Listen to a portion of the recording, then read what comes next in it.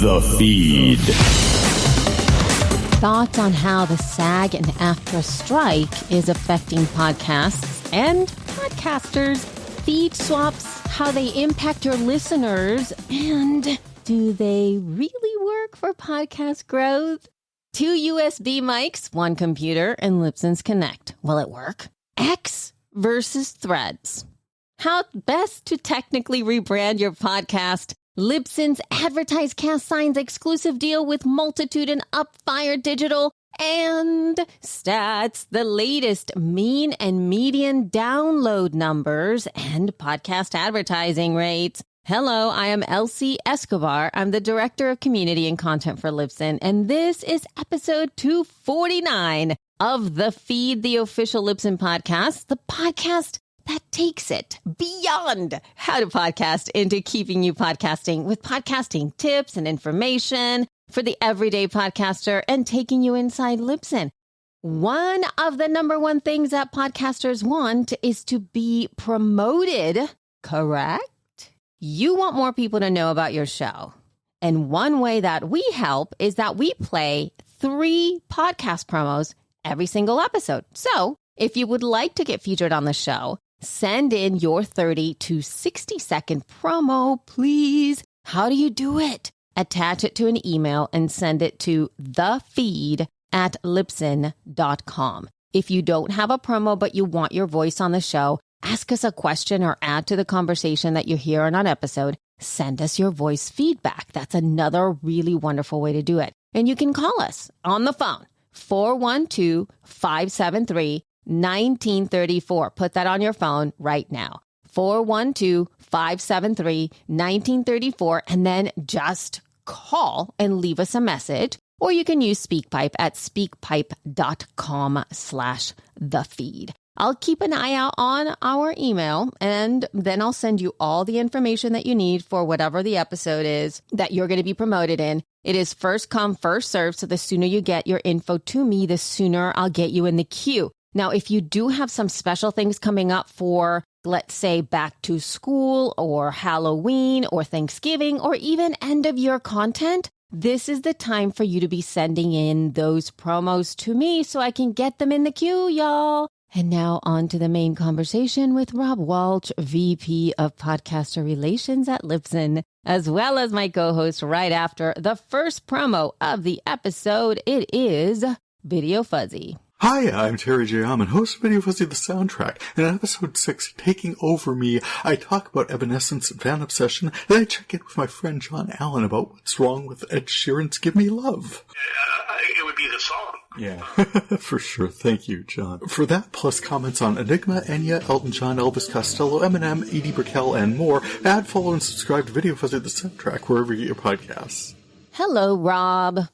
Good generic time of the day, Elsie.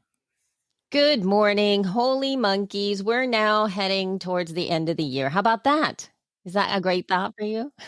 I know. We're closer, much closer to January 1st of 2024 than we were 2023. My gosh. And guess what? It's journaling season. It has started. Sure. Hey, by the time this comes out, my kids will both be back in school already. My one son goes back to school on Friday, August 4th. The other one goes on the day this episode comes out, Tuesday. Wow. So my kids are back in high school. So it's school year. Summer, from my perspective, summer's over. Yeah, it's feeling that way big time. I've had this little thing where I go outside and chill out in the morning, like outside. And these past couple of days, I can feel it. I can feel a shift in the weather. The vibe everywhere is changing. But we also had some like sad news going Very down. sad news. Yeah. Yeah. Paul Rubens, a.k.a. Pee Wee Herman, passed away this past week, the week we're recording. He is one I would have loved to have interviewed and never got a chance, and now never will have a chance. So in college was when Pee-wee's Playhouse came out on television. His movie came out for me, and we used to watch it every Saturday morning in college, me and my housemates. And then there was one professor, Professor Hanneman, in his class. If he would say the word of that was the word of the day. Mm-hmm. He would say it in class. We would start screaming in the classroom. And it happened like 2 or 3 classes, weeks in a row where that happened. He finally pulled us aside. He goes, well, guys, what's going on? What are you guys doing? And we go, Pee-wee's Playhouse, you said the word of the day. And he goes, damn engineers. He just shook his head and walked away. Oh my gosh. So Professor Hanneman, thinking of you, and obviously Paul Rubens, very, very sad on his passing. Love Pee-wee's Playhouse, all the episodes. It was so many great people that got their careers launched there. Lawrence Fishburne, for example, is one. And then you had Phil Hartman who was on the show, and that was just great. Great show. Yeah. Oh. All right. But now we do have a quick press release to read here. Do you want me to take it, or do you want to do it? Oh, I got the announcer voice. Okay. Ready? All right. Let's do it. All right. See if I can do this one take. All right. Which is never before. So why would it happen today? Libsyn today announced an exclusive advertising deal between AdvertiseCast and podcast network partners Multitude and Upfire Digital. The duo of podcast networks have recognized the power of Libsyn's AdvertiseCast as a valuable platform for delivering impactful advertising solutions to monetize their shows, content, and effectively reach their desired listeners. The advertising marketplace offers a range of innovative features that cater to advertisers' needs. AdvertiseCast's suite of solutions includes host-read and automatic ads, which allows podcasts to enhance their host-read programs by incorporating programmatic ad revenue. Moreover, AdvertiseCast's dynamic ad insertion feature has proven to be a game changer for effectively monetizing unsold audio inventory. Additionally, these networks have the opportunity to leverage Libsyn's subscriptions, which enables them to cultivate listener membership for subscription-based ad-free content. The offering not only provides an alternative revenue stream, but also enhances the listening experience for subscribers by offering them an uninterrupted and premium content experience. Trevor Smitlin, head of publisher relations at AdvertiseCast, said, quote, through AdvertiseCast's premium suite of solutions, Multitude and Upfire Digital are now successfully tapping into the potential of Libsyn to deliver impactful advertising, maximize monetization, and build a loyal listener base. We look forward to forging a meaningful connection between advertisers and these two leading podcast networks to reach a highly engaged audience and achieve effective results, unquote. Multitude is a podcast company made up of passionate people creating shows you can count on. Working out of Brooklyn, New York since 2017, their shows have gathered more than tens of millions of downloads, hundreds of thousands of people who love them, and more than a few logo tattoos. The Podcast Collective, including Join the Party and Spirits, as well as the show's Multitude, provide ad services for such as The Illusionist, is excited to leverage AdvertiseCast's automatic ads solutions to augment its host-read programs with programmatic ad revenues. Fire Digital is a mass communications agency and one of the most prolific podcasting agencies in the world, with more than 400 million downloads views in 2022. The company was founded in 2018 by a team of experienced digital marketers who recognized the growing demand for high-quality digital media services with a focus on podcasting. Among the many podcasts in Upfire's network is The Wright Report, a morning news podcast by former CIA officer Brian Dean Wright, and the Dr. John Vervaeke podcast, a twice-weekly show by world-renowned cognitive scientist Dr. John Vervaeke. This new exclusive ad partnership will harness AdvertiseCast's host-read and automatic ads offering to augment its host-read programs with programmatic ad revenues. AdvertiseCast empowers brands to effectively target and reach a fast-growing and coveted podcast audience and helps creators to monetize their audio and video content. The marketplace combines an industry-leading ad buying and ad management platform with full-service capabilities that makes it easy for podcast advertisers to initiate and manage highly targeted and measurable campaigns while providing maximum return for creators. Oh my God. Right on. Go, go, go, Advertise Cast. And now you're going to read, or somebody's going to read a letter from Mindy. Yeah. So, we made the offering to take your business cards to Podcast Movement if you're not going, and still make that offer. You got a few seconds. If you hear this podcast when it comes out, you can get cards to me in time before we head to Denver. A few people have taken this up, and Mindy and Brooke sent a very nice letter in there, handwritten, and it said, "Hey, Rob and Libsyn team, thanks for offering to take some of our podcast business cards and stickers to Podcast Movement. We are bummed we can't be there, but we just want to thank you and the whole Libsyn team for sharing and caring about our show. Sweet dreams, Mindy and Brooke." By the way, Mindy and Brooke, when you write hearts next to your card, your names, and then you send this card to me, and then my wife finds the card, I have lots of explaining to do. So just wanted to mention that, especially when it says, "What does Rob Walsh dream?" But then I explained to my wife that this is for the podcast Rem-Elations, R-E-M-Elations, a comedy dream interpretation podcast. So folks, check that out. And it's available on all podcast apps. Yes. And the back of the card they have you ever had a weird dream?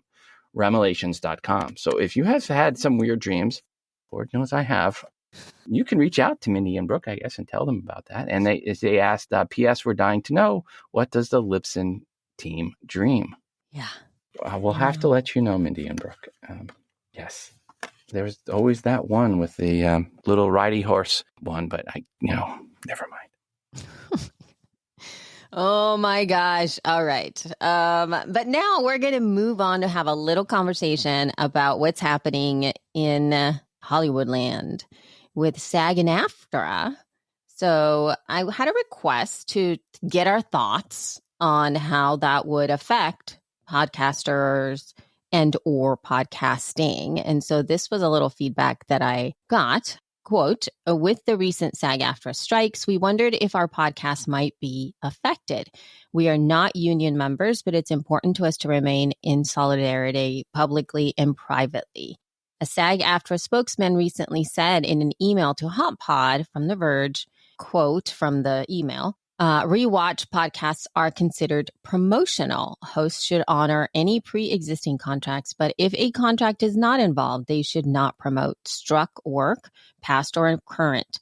Guests appearing on podcasts should not promote struck work under any circumstances." Unquote. The union's national director of contract initiatives and podcasts, Sue Ann Morrow, wrote in an email to HotPod. Thus, though we are not union members and perhaps never may be, what is important to us is that they consider the content we do, specifically covering past and present struck work, which includes the Starz series Outlander, to not fall within guidelines. So we decided to have this episode discussions to share once negotiations have finished. Till then, we'll pivot back to discussing the books the show is based on, the majority of our content anyway, and interviews with guests about anything and everything tangentially related to Scotland and its history. She also shared a little TikTok video from some SAG actors from the Wizards pod. They're both SAG actors, and they're covering, I think, the Wizards of Waverly Place for Disney's. They were both actors for that show, and they're covering like a rewatch, I think, for that is. And then this is continuing on with the email. My co-host did attend SDCC, I believe that is San Diego Comic-Con, and our fan panel did go forward, but its content had to be changed to make sure it stuck to book content. We were operating blindly because we're not members, and there was no official statement about podcast. We decided to take a conservative approach, and I'm glad that we did. So there's that. I'm going to pause right there unless you want to. Is there anything else? I have some thoughts. No, I have my thoughts at the end. So I'll. Oh, okay. All right. Yeah. So this is also, there's also a Variety article here that I'm going to be quoting in the show notes of some other reality TV people who literally just launched their podcast last week. And this is a quote from that article. Quote, "Note that under SAG-AFTRA strike rules, TV rewatch podcasts are deemed promotional, and thus the Pratts, who is the reality TV people, would be restricted from talking about their time on The Hills while the strike remains in effect. Hosts and guests can talk about their personal lives or union activism or how the strike is affecting them or the state of the industry, but not about work for struck employers, the union says in an FAQ about podcasts. The couple will draw from their 15 years of experience in Hollywood to dive into stories behind notorious paparazzi photos, reality TV villains, and unexpected celebrities that rose to fame, as well as revisiting nostalgic moments cherished by pop culture enthusiasts. According to The Ringer, Spidey's 16th minute, which is the name of the podcast, also promises to unpack today's most talked about headlines and events dominating your social feeds. End quote. You want to go with your thoughts first? Or you want me to give my thoughts? Well, I'd love to hear your thoughts here because I'm part of SAG. Yeah. Oh, okay. So my thoughts on this are, say you're doing a podcast about only murders in the building and you have been wanting to get Steve Martin on your podcast. Now's a great time to get him on your show, but honor the aforementioned items. Don't ask him about the show's production, plot lines, or anything else show related. Ask him, about him, what he is doing during the strike, what hobbies he has, what his favorite football team is, or his favorite band, what makes good New York pizza, yada, yada. Get into a personal interview with him. Just avoid putting the actor in a position they would be looked at as possibly crossing a picket line by promoting the show. Do not stop doing the interviews. If anything, now is the best time to reach out to actors and writers of the shows that you're covering as well. They have some free time on their hands. And actually getting personal with the actors and writers and covering how the strike is affecting them puts a really nice human touch to the story. At the beginning of the interview, you might also want to say that out of respect for those on strike, today's interview will not cover anything with regards to the show, but rather we'll get close and personal with Steve Martin and find out why he thinks pineapple on pizza is an abomination and other truths and tidbits or something like that, right? That's my thought. But per stopping doing a rewatch show, if you're covering Star Trek or Star Wars podcasts, I still think you have the right to do those as a podcaster, especially if you're making money from it. And it's not promotion. I mean, you have a community you have to think about as well. But I wouldn't, when talking with actors, definitely be respectful, and writers. It gave me pause a little bit. What's going on right now? I think because of the fact that I went in, because I am part of SAG and I am honorably withdrawn. That just means that my dues have been put on pause because I'm not actively pursuing acting jobs. So the minute that I decide or I get cast, right? Because that in some show, then I would have to actually get my dues back up, meaning I would have to pay back dues. Oh my. And I would have to then start paying forward. Okay, so that's what happens. And it's one of the reasons why I do not actively pursue getting any roles or anything like that, because it would have to be a very good job. So Tom Cruise, you're looking for your next leading lady in your movie. Yeah, it has to be absolutely 100% like a big paycheck, because even when I first got into SAG, I was so excited. I cannot even remember what that first proper SAG job was, but it was the job that got me the hours in order for me to be able to be SAG. And the entire paycheck went to my SAG dues. So I never even saw that. And it was like the very first time that I earned over $1,000 on anything. And I was so excited and so proud, and I didn't see a cent. SAG got that money. But anyway, that's part of the actor life. Mind you, though, I don't know how any of this counts for somebody like me, meaning what jobs now constitute broadcasting jobs. What does broadcasting mean, right? We have a definition of what broadcasting is as of historical media, and, we can know what that is. And what are podcasts now? What if I'm hired to do or host another podcast where I'm getting a paycheck for being a host of a podcast? But that has nothing to do with the movie. That would be like saying, okay, what if you got hired to go on Broadway, right? You could go on Broadway right now. Yeah, but that's equity. So that would be yes, I could go on that. There's a thing there too. But I'm saying, right, it's not this is about movies and television shows specifically. This isn't about other mediums. Well, but here's the thing. It says, that's why I got caught up. No, what it says here is, and it prevents me from seeking work as a performer or broadcaster. So yes, it does have to do with But you're that. not a broadcaster. You're a narrowcaster. This is podcasting. I understand what you're saying, Rob, but that's the point that I'm making here is one of the reasons I started podcasting is because of exactly what you're saying. The freedom to get behind the microphone and do my thing, the freedom to be on shows, the freedom to host my work, the freedom to create these pieces of media without any of this other stuff. That's why I started, literally. But what I'm saying to you now is just like you said, I'm like, I cannot, as a performer or broadcaster. Okay. But what if the meaning of broadcaster changes to include podcasting as well?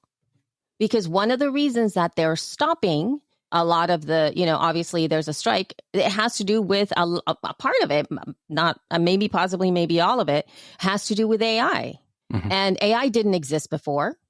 You didn't know what that was. We are now in a new place where podcasting is for sure becoming a thing. I mean, we have entire TV shows based around the concept of people being podcasters. That is a thing now. I'm afraid that it might get to a point where there is going to be that. And the freedom that I have to get behind the microphone and just be me and just put shows on is going to, in some way, hinder that freedom that I got into podcasting for. I don't know, because again, the line is becoming a little bit more blurred in a lot of different ways. And you also can't, especially with not like fiction shows, like voiceover artists and voiceover folks. What about those guys? What about if you are, hiring actors to do your story, your audiobook? What happens then? There's a lot of actors that you've never heard of that are part of the unions. I'm just saying that there's like a lot of stuff that I'm actually, it gave me pause because when I was having this conversation, I thought, oh my God, I want to go look at what the contract says for SAG. How does that affect me? How does it affect our work? I also thought that as an actor, that would be one of the best ways for me. Like if I was a super famous actor, or if I was advising a super famous actor, it would be the best thing ever to have your own show. Like just to have your own place. In fact, you see that all the time in all the different places. Are you then going to be asked to no longer do your show? Well, Anna Faris, right? Yeah. There's an actress with a show. Is she going to stop? Has she stopped? I mean, yeah. And then the other thing is this too, like, let's say, okay, so the Wizards of Waverly Place people, or whatever that show is, right? They're doing a rewatch. Let's pretend these folks are also, they have advertising deals, been contracted to do X amount of episodes for a specific advertiser. This strike is on. What happens then? They're not going to be creating new episodes. So Anna Faris's, her last new episode was in May, and then it's been re-releases since May. And they just said, we'll be taking a brief hiatus after today's special episode and re-releasing a few oldies but goodies until we return. It doesn't say why. They didn't say specifically. They just basically said, we're taking some time off and doing re-releases. That's interesting that it happened in May too. May 10th May 10th was the last new episode that she did. And does it have to do with earning money? Right? Because if you have a podcast and you're not making money. Yeah, but Chelsea Handler, she released a new episode 6 hours ago. There's that too. So that's what I'm saying. Like, I don't know where the line falls anymore, just because there is a lot of back and forth, and nobody, like, I don't want also to have anybody bring that up to the union and be like, what about podcasts? I'm like, no, keep it out. No, but to what I was talking about before, like the ones that are covering the Wizards of Waverly Place, there's a Glee rewatch as well that's out there. I forgot what the name of that one is, but two of the actors from Glee are rewatching their seasons and talking about all the behind the scenes and everything that was going on with that cast. And I do believe that those guys also have advertising as part of their deal. It's one of the bigger shows. I think, I can't remember who has that show. So what happens if, like, yeah, what happens? Now what? Like, do they just get behind the mic and not talk about Glee? It's a Glee rewatch. Do they go on hiatus like the Wizards of Waverly Place people did? And what about the advertising contracts? Well, here's what I can say is just doing a quick look at actors that have their own podcast. I looked at Smartless as well. So there's 3 actors, right? All part of SAG. Jason Bateman, Will Arnett, and Sean Hayes. They're releasing new episodes. They haven't stopped. So as far as creating podcast content, I don't think there's an issue. It doesn't appear to be based on a few actors and shows. But what about the advertising thing I'm talking about? You should be able to, as an actor, have your own podcast and generate your own revenue from that, just like you would if you were Harrison Ford in the early days and you're doing carpentry work. Right. What I'm saying, though, if it's a rewatch, if your show is about a rewatch of a show, and they said that. They said don't do content that promotes the TV show. So I mean, they're pretty clear on that. So I would say in that case, they probably shouldn't. But your question to start with, can you go and be hired to do a podcast? And my feeling on this, again, it's just my feeling, my opinion, is yes, absolutely. And it hasn't stopped Will Arnett and Jason Bateman from doing their own show. So I don't think you should, as an actor, regardless of your status in SAG, stop doing your own podcast or stop appearing on podcasts. You would think, if anything, the actors would want the actors and the writers out there talking about this, humanizing themselves, the actors and the writers, and letting people know what they're going through during the strike. Because most of them, the majority of them, this is not good.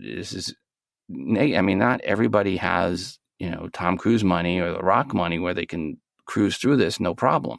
Most of them, this is a major impact on their life. Mm-hmm. Totally. Yeah, I would say that they'd have to pivot, but because I'm just coming back again to the advertising component there, Rob, because I know that when you do have a contract with an advertiser and they're expecting you to put out an episode and and that's what they're paying, you got to put out an episode. That's what happens. So either you recycle older content or you pivot the content to not talk about the rewatch. Because if it's a rewatch, if we're talking about a rewatch of a show, or I guess films even, or whatever, any struck content, you pivot to like what you mentioned at the beginning, which is a personal something or other with your guests, personal something or other talking about the impact of the strike on you. And you pause the rewatch part of it, which is, I think, what we learned about from the first one, which is now talking about the books, right? The books is open. You can talk about the books, but I would say it merits you pivot the work that you're putting out there. If you have a contract with an advertiser and they're expecting X amount of episodes to be going out, because the strike is going on what month now? Yeah, but okay, but let's say you're someone that's doing a Star Trek rewatch right? And you're talking about shows that, and you're covering Star Trek Next Generation or Deep Space Nine, shows that are well out of production, and you're not an actor. I would say you keep doing your show. And you're not an actor. Yeah, for sure. If you're not an actor. I was just thinking about just the people who are actors. Oh, yeah. The actors are different rules, and they have their thing. But if you're John is the host of the Star Trek rewatch, and if you're him, I would say you still do it. Again, if you're not an actor, I think it's one thing. If you are, it's another. I don't think podcasters should stop doing their podcasts that cover like Mandalorian and things like that. I think they should continue to do their podcast. But when you have guests, you have to be respectful of those guests, and that's where I was saying, just make sure you don't put the guests who are actors in an awkward position. Yeah, because you're going to have to take things out, and it is their livelihood for sure. And that is not going to be good. Okay, well, if you guys have any thoughts, do email the feed at Libsyn.com and let us know how it turns out, especially those of you, because I know you guys are listening, that you have shows about acting and all kinds of stuff. Feel free to send links to episodes where you cover some of those things, especially as it either maybe clarifies a little bit of why SAG and AFTRA are on strike, and also how, if you happen to cover how you feel it is affecting you and podcasting. That would be really great for us to share in our next episode. But now moving on to another email here, Rob, that you got. Oh my gosh, or maybe we got. Hello, the feed.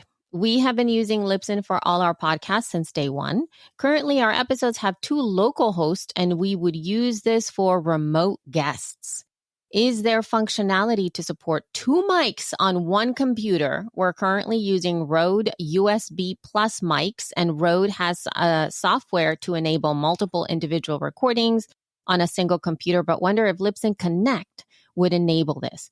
Our current solution for remote recording is a competitor, but we would much rather have everything in fewer places, and we have not been let down by anything Libsyn. So this is from Captain Carl. So with the Rode USB Plus mics, the answer is not that I'm aware of. If you had 2, say, Yeti Pros or 2 Samson Q2Us, then you can plug them both into, say, an M Audio Mobile Pre or a Focusrite audio interface, and then plug that into the computer. And then that should work, or might work with Connect. I haven't tested it, but that should work. Those mics support XLR, and you would need that preamp kind of, or better even yet, a mixer where it brings it in. But something like the M Audio or Focusrite audio interface, you might be able to get those where both those audios come in as one channel for Connect. But the Rode USB Plus mics do not have XLR as an option. They are pure play USB-C mics.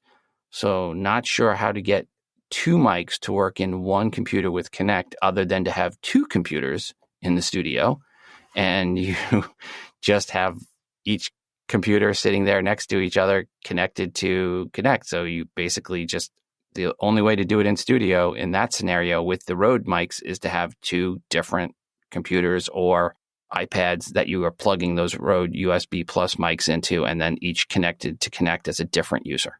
That would be how you would do that, but not with one computer, with USBs. And yeah, for sure. And definitely you can't, like you mentioned before, just to clarify for those of you who are listening and do not know that, the Rode USB Plus mics, the software that Rode has created to go along with those mics does support 2 USB mics, but it's the software that does that magic. Mm-hmm. Okay, so here's another email. Good morning. I've been asked to do a feed swap with another podcast. I would really appreciate your thoughts on this and Elsie's as a discussion topic on an upcoming episode of the feed. Many thanks. This is from Amy. All right, so opinion here. I hate feed swaps as a listener. Absolutely hate them. I pick the podcasts I want to listen to and don't want you to drop in some other podcasts I am not interested in your feed. It is horrible when I get the notification for a new episode from a podcast I want to listen to, and then going to the podcast app, pulling up the show in question, and finding an episode from some other show. Wah, wah, wah. If you want to put a short promo for that show in your episode, and if it sounds interesting, I'll go check it out. But putting in a whole episode in your feed, I just do not like that as a listener. That's me. It's my opinion. And some shows, he says, looking at Gimlet shows, have many, many, many other shows in their feeds. It's more annoying than someone clog dancing on a bar. And that again, is my thought on it. That said, some podcast networks, I'm looking again at you, Gimlet, they love overdoing them. You know your audience. You need to decide if your audience would like this surprise of a show they never asked for in your feed. And you need to ask what you like would you like this in a show that you listen to? So in short, I really don't have an opinion on this much.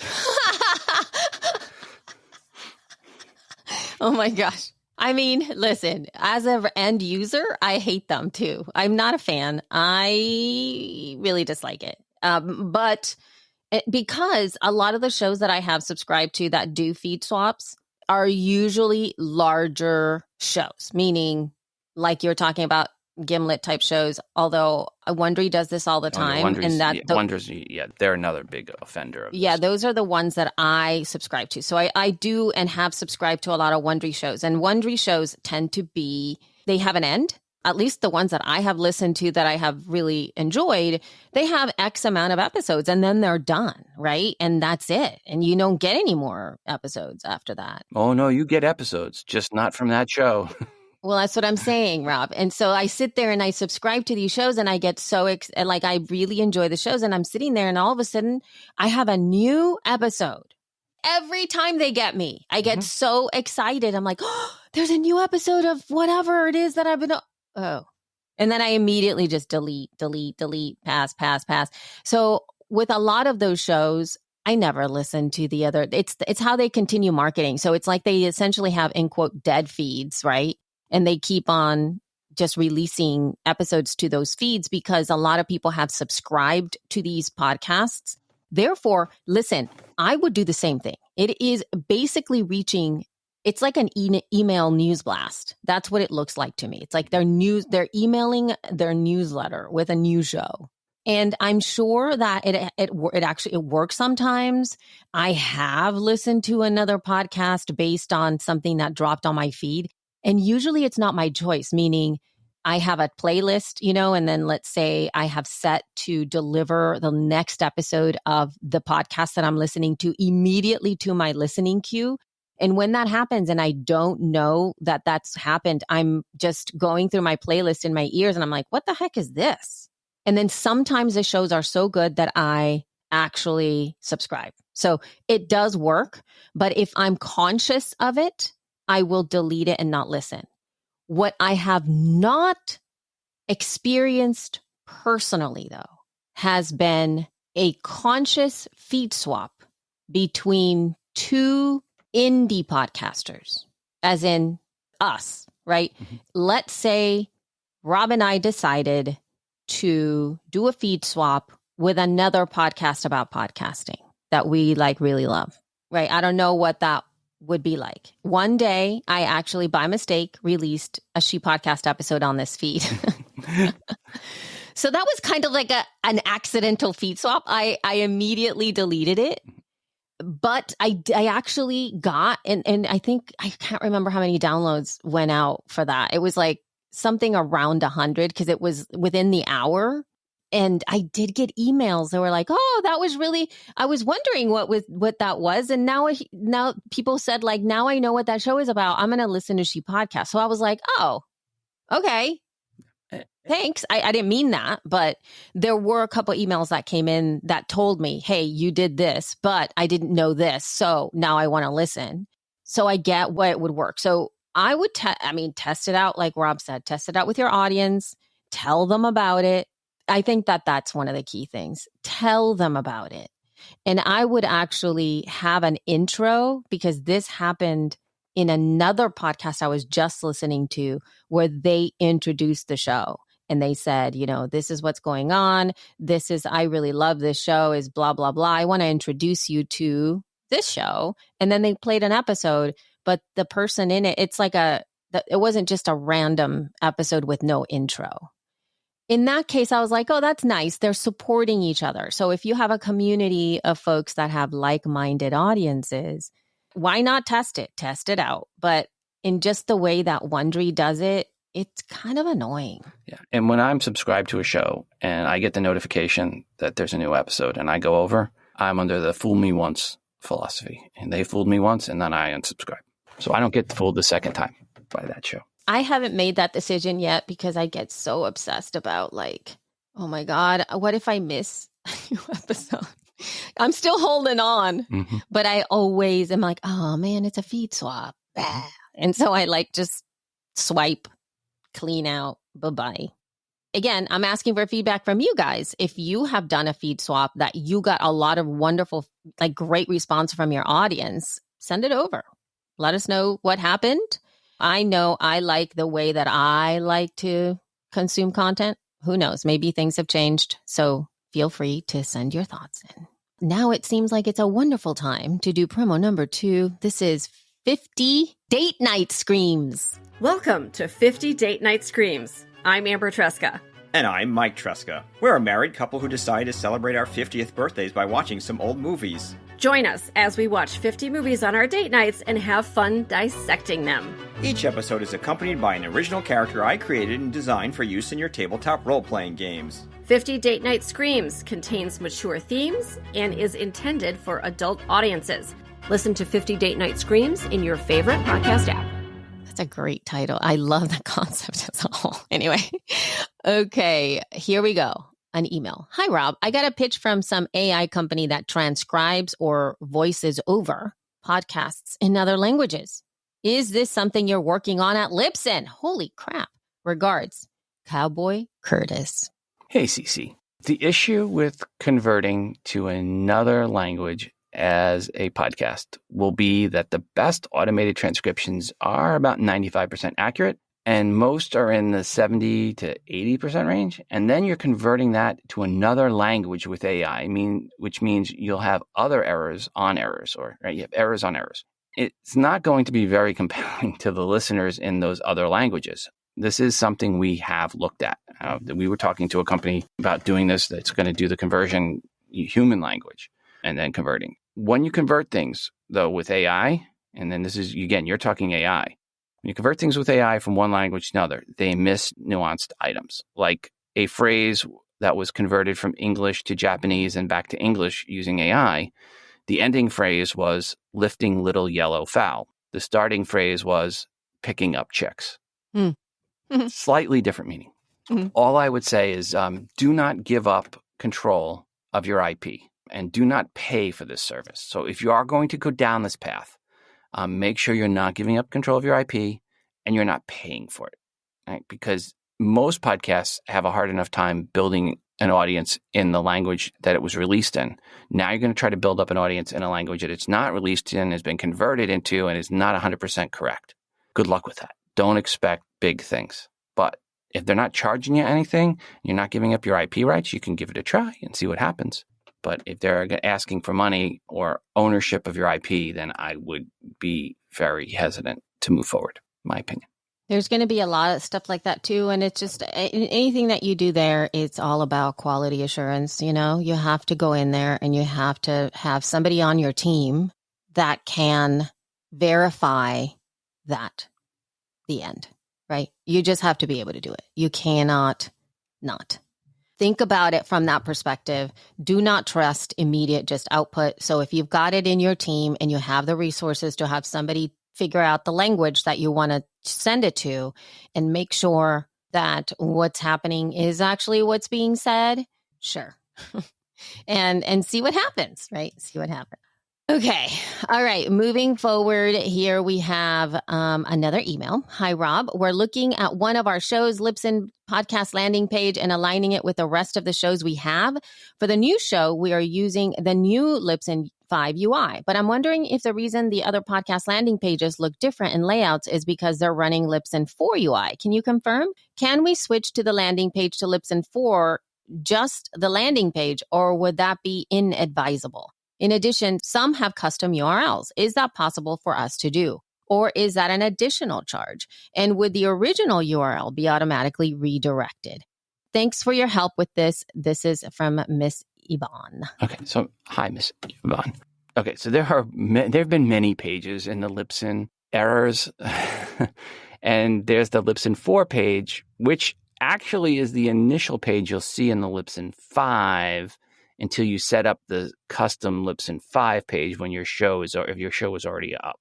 And you can manage the Libsyn 4 UI page and the new Libsyn 5 UI page for each show if you want to. The setup management of the Libsyn 5 UI page can only be done from the Libsyn 5 UI. The Libsyn 4 UI page can be managed from either UI for now. One thing to note, per the Libsyn 5 UI page, you will see the buttons for Apple Podcasts and Spotify. Those URLs are managed under the settings in the link list in the Libsyn 4 UI. That feature for managing the links has not been fully ported yet to Libsyn 5 UI yet. It's coming. Now, per your question on the custom URLs, that is using our older show slug in the URL. We no longer have show slugs. However, the Libsyn UI, for the Libsyn UI pages, you do now have an option for that site to have the website slug in the URL. It's custom. In the Libsyn 5 UI, go to settings, then select website settings. Then for the website URL, click on the drop-down menu and select personalized Libsyn domain. Again, in the Libsyn 5 UI, go to settings, then select website settings. And then for website URL, select personalized Libsyn domain. And then you can put in a custom slug for the website. And yes, that would then apply to both the Libsyn 4 UI site and the Libsyn 5 UI site. I know this is really confusing. I am so sorry. But yes, it would cover for both. Here's an example of one I just set up with a new website slug for Libsyn 5 UI, and it worked for the Libsyn 4 UI. I will include those below for us to add in the show notes. But in short, if you do use the personalized Libsyn domain, that slug you pick will be used in both the Libsyn 4 UI webpage and the new Libsyn 5 UI webpage. So yes, we can make it look pretty on the URL and it not be just a number. So I think I picked like metamondaywebsite.libsyn.com. That's the Libsyn 4 UI. And then metamondaywebsite.libsyn.com/site, which is the new Libsyn 5 UI. And again, we'll put links in the show notes so you can see the differences between the Libsyn 4 UI and the Libsyn 5 UI. All right. So, Rob, you looked at some stats as they had to do with X and Twitter. I mean, Twitter. Sorry. Oh, my God. Yeah, I know. X and Threads. Holy crap. Okay. The service formerly known as Twitter.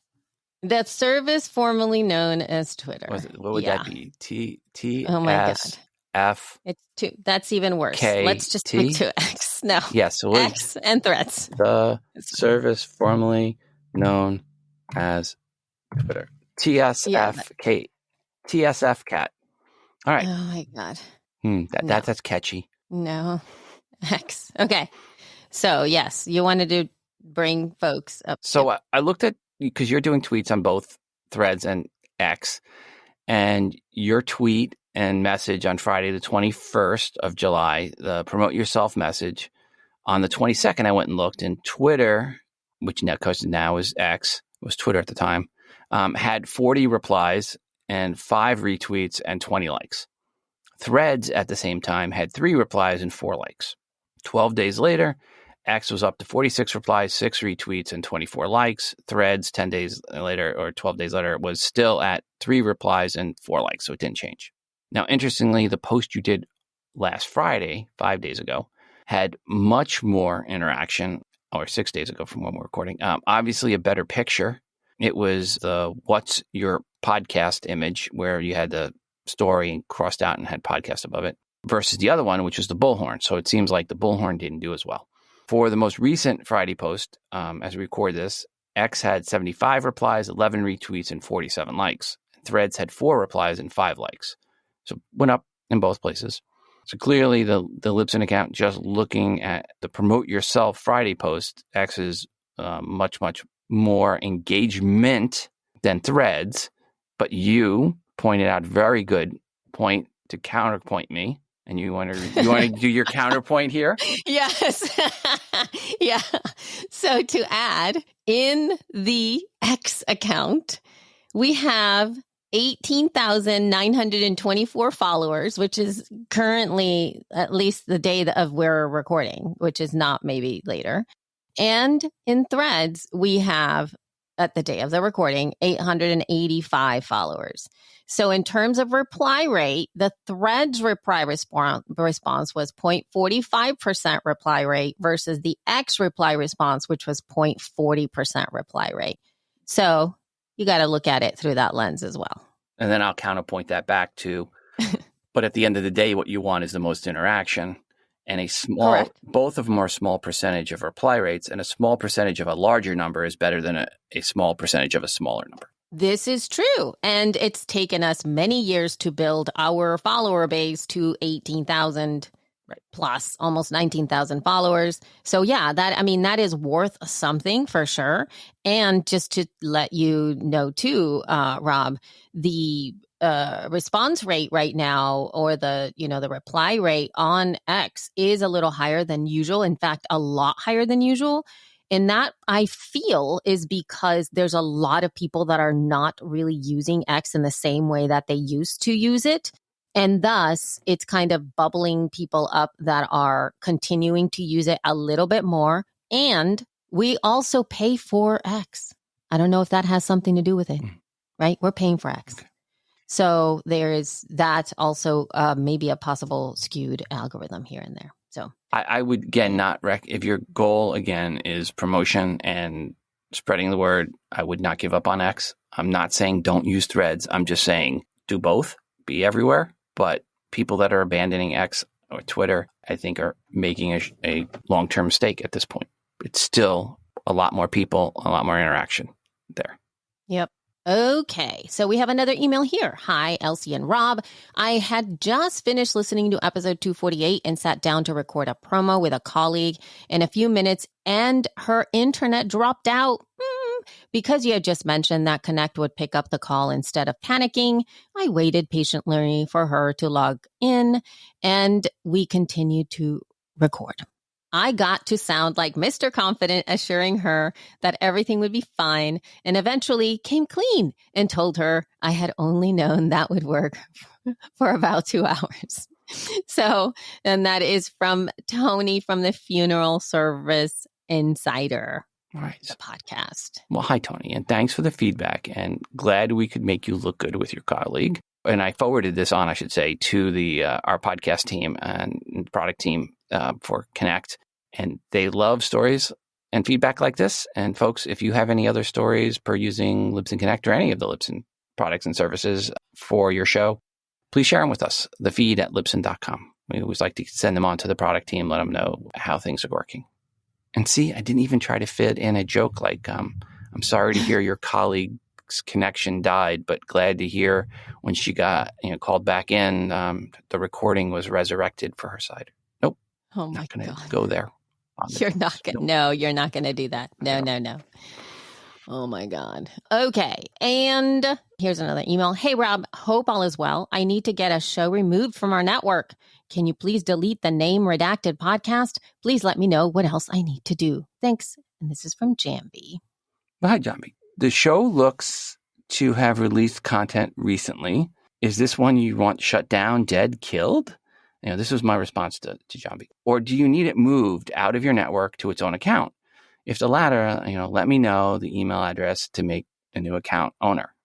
Regards, Rob. And then Jambi replied, Hi, Rob. They are relaunching it with a new branding approach and want the show removed. It's my understanding that they want it gone from all platforms before they relaunched on Sunday. If there is a way to archive it or have it removed from the current platforms, but not gone forever, would be ideal. Is that possible? All right. Well, Jambi, again, please note, even if we delete it from your account and their account, it likely will still be listed on Apple Podcasts for a minimum of 3 months and likely longer.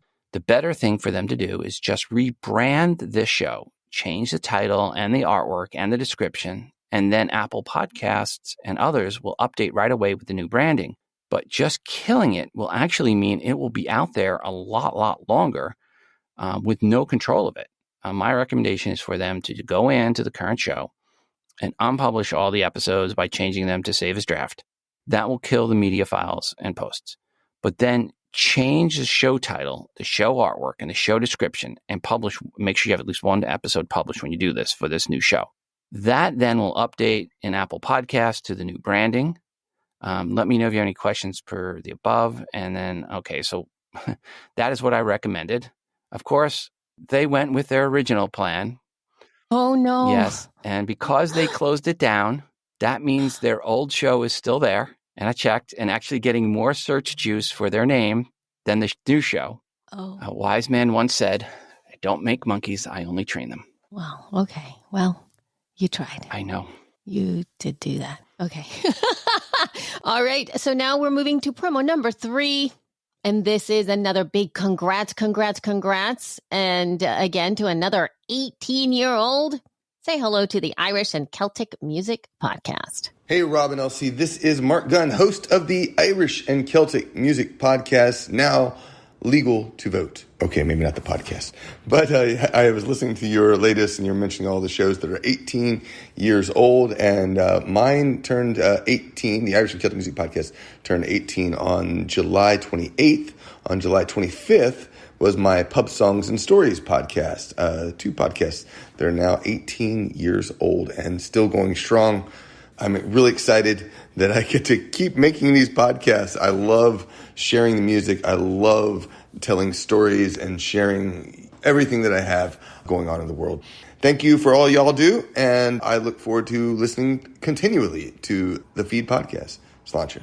Mark, thank you for sending that in, and it's been great working with him over the years, and great podcast and great music. And if you haven't checked it out, you don't think you're going to be into Irish Celtic music, you will be. It is such upbeat music. So if you want some music to play that getting you in a happy mood, check it out.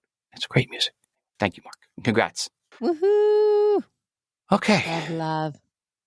So now let us get into stats. Yay. Stats time. Woohoo! And this is Libsyn Stats and the median and mean numbers to see how your show measures up, or your client show.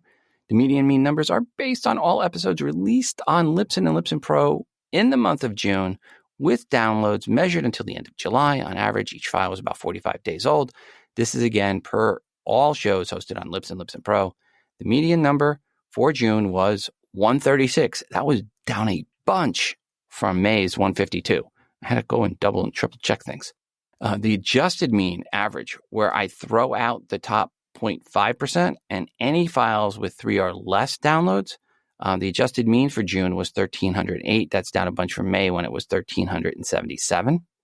But 7% of all downloads for episodes released in June were in the 5K range or greater for downloads. That is the magical number for some advertisers look for downloads for campaigns. And this was up a little bit from May's 6.8%. And then here are some numbers to measure against. Again, to put things in perspective, if your episodes are getting 136 downloads after 30 days, you are better than half the shows. If you're getting 500 downloads, you're better than 70.2%, or you're putting you in the top 29.8% of shows. If you get more than 1,100, you're better than 80% of shows. If you're more than 3,200, you're better than 90%. More than 7,300, you're better than 95%. More than 17,000, you're better than 98%. And more than 28,000, you're better than 99% of the shows. June numbers were either down a bunch or up a little bit or the same versus May. Seems smaller shows did worse versus May, but mid-sized shows and bigger shows did better, a little better in May versus May in June. So odd mix there. It was one of those ones where I had to go back and double and triple check and make sure everything was being pulled right. But it was legit. So I have no theory on why smaller shows did a little worse and bigger shows did a little better. One other item in stats, our AdvertiseCast team updated their monthly podcast advertising rates. These rates, which are denoted as cost per thousand, or CPM, M being milli, as in thousand. The data is derived from actual sales data from across the thousands of podcasts in the AdvertiseCast marketplace. For July 2023, the average CPM rate was $22.24 for a 60-second ad spot. That figure is slightly down compared to last month, June of 2023. Average CPM rate was $23.06 and has decreased year over year. July 2022, the average was $23.63. The highest CPM categories in June based on delivered advertising were technology at $26 CPM, education at $26 CPM, and then arts at $25. Moreover, 3 categories where advertisers can effectively tap into highly engaged audiences at a more accessible CPM rate include fiction, games, and sports, which averaged around the high teens to low 20s for CPMs in July. As always, average means average. Some shows had higher rates, some lower. From Dave Hanley, our Chief Revenue Officer, quote, "We passed the halfway mark of 2023. Investing in podcast advertising during the second half of the year offered distinct advantages for advertisers. Brands can capitalize on increased consumer purchasing during major holidays and seasonal events. to build brand awareness and establish a presence in consumers' minds before the new year, leading to increased consideration and new customer conversions. Our comprehensive platform empowers advertisers to plan, manage, and measure their podcast advertising campaigns effectively, providing valuable insight to optimize reach and engagement with their target audience, unquote. Thank you, Dave and team, for keeping the space educated on where average ad rates are for podcasting and a per ad read basis. And of course, if you are interested in advertising on a podcast, maybe to promote your show to a similar audience, please email me directly, rob@libsyn.com. I can get you to the right people, and AdvertiseCast can help you grow your show or sell your product via podcast advertising. Email me directly, rob@libsyn.com, if you are looking to advertise on other podcasts. All right. So where are we going? What do you have, Elsie? Oh, sorry. Where have we been? Okay. And here we are. Where have we been? We actually did an amazing live stream where we had Brian Green from AdvertiseCast and Katie Kremitzos from Women's Meditation Network.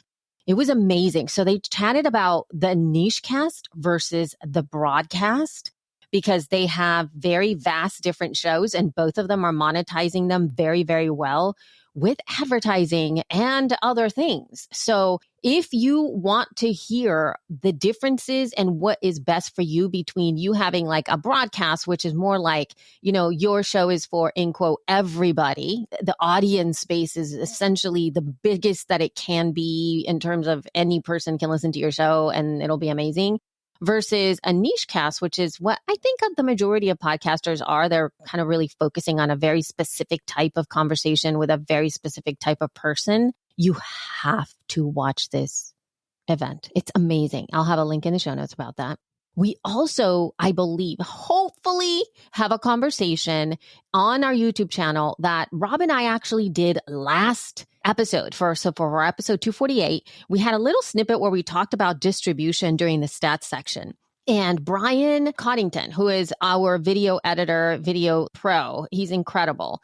I gave him the little audiogram bit, and then I recorded like an intro and a little mid part and a little outro part, little wrapper to the video. You guys, he did such a good job. You must go see it. So I think like it's a great thing for two reasons. Number one, the content in it as a whole stands really solid, and it's going to be really awesome for us to share that video with people who are looking to understand what distribution means in podcasting. Number two, it's a really wonderful way to promote the feed in a way that isn't like just doing an audiogram.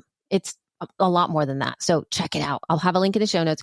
If you don't see it in the show notes, it is going to be coming up and it's going to be either released the week that you watch this or it has already been released. Head over to youtube.com/@Libsyn and subscribe to the channel because we're doing such great work there. But anyway, let's move forward. Where are we going, Rob? All right. So we, of course, are going to be going to Podcast Movement. Visit us, booth 101. Look for the big booth with lots of people. We are giving away thousands of dollars in podcast advertising. Visit our booth to find out more and check out all of our great speaker sessions with the Libsyn team, including me speaking on podcast marketing. My session is Yes, That Marketing Advice for Your Podcast is BS 2023 version. That'll be on Tuesday at 12, which runs across the same time as your session. As mine, yeah. I have a session called Getting Hired in Podcasting. But also, I was also asked by Jacobs Media to be part of a panel, which is kind of like a podcast makeover thing, I think. I'm not quite sure yet exactly, but I'll be doing something that the following day. I think it's on Wednesday at 2 or something. But we also have team member Bob Kane, who's the country manager for Canada. He's going to be moderating the art of storytelling with successful podcasters. The Advertise team is going to be talking on monetization and the benefits of dynamic ad insertion. Dave Jackson on 5 questions every podcaster needs to answer before launching a show. And who I just talked about, Brian Coddington on podcast editing secrets. And so that's going to be amazing. He's going to be doing some not live editing because they don't let you. I mean, they let you do that. It's a whole thing. But anyway, he's going to be doing that. So if you want to know about audio editing, you need to go to that. All right. And Podcast Movement is in Denver, August 21st to 24th. Hope to see folks there. And again, if you want to get business cards or you're not going, you want to get business cards, email me, rob@libsyn.com. Your time is running out on that. We have some others that we'll go into. We'll talk about those in the near future. And of course, if you are looking for a job in podcasting, make sure you go to podcastingjobs.com. At the end or at the beginning of August, we had about 5 openings listed there. So again, podcastingjobs.com. And don't forget to send in your feedback or promos for the show for anything. And the feedback would be for anything we did or did not mention on this episode. You can record that feedback and email it to us, thefeed@libsyn.com. Or you can call us at 412-573-1934. Or you can use SpeakPipe at speakpipe.com/thefeed. Right on. Talk with you very, very soon. Thank you so much. And we'd love to hear from you. I know you are, but what am I?